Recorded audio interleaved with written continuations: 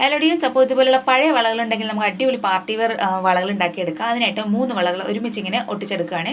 പിന്നെ embroidery thread ഒരു 20 മടക്കിൽ ഇങ്ങനെ എടുത്തിട്ട് ആ ഒരു വളയിൽ ഒട്ടിച്ച് ഒന്ന് ചുറ്റിയെടുക്കാൻ വേണ്ട മാത്രമേ ഉള്ളൂ.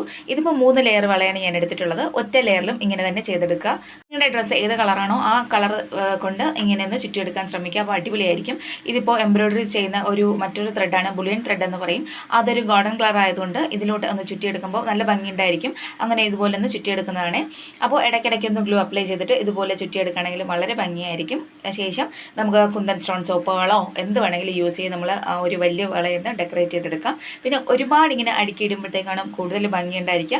അപ്പോൾ എൻ്റെ ചാനൽ ഇതുവരെയും സബ്സ്ക്രൈബ് ചെയ്യാതെ കാണുന്നവരാണെങ്കിൽ പ്ലീസ് ഒന്ന് സബ്സ്ക്രൈബ് ചെയ്ത് സപ്പോർട്ട് ചെയ്യണേ. ഇതുവരെ സപ്പോർട്ട് ചെയ്ത എല്ലാവർക്കും ഒരുപാട് താങ്ക്സ് ഉണ്ട്. അപ്പോൾ ഫൈനൽ റിസൾട്ട് അടിപൊളിയാണ്. നിങ്ങൾക്ക് ഏത് കളറാണോ ഇഷ്ടം അതേ കളർ യൂസ് ചെയ്യാൻ ശ്രമിക്കുക. ഒരുപാട് കളേഴ്സൊക്കെ ഇങ്ങനെ ഇടുമ്പോൾ നല്ല ഭംഗിയായിരിക്കും. അപ്പോൾ ഇഷ്ടമായി ജസ്റ്റ് ഒന്ന് കമൻറ്റ് ചെയ്തേക്കണേ. Thank you for watching.